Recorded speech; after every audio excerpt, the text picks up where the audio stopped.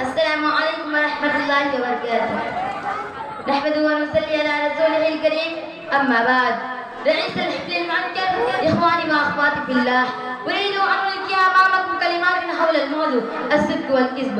يا أيها المسلمون والمسلمات، إن الصدق والكذب موضوع في غاية الأهمية، لأن الصدق والكذب موضوع في غاية الأهمية، فعلينا أن نعرف حقيقة كل منهما. فأقول يا أيها الذين آمنوا اتقوا الله وكونوا مع الصادقين، وقد أعد الله تعالى أجرا عظيما وثوابا جزيلا.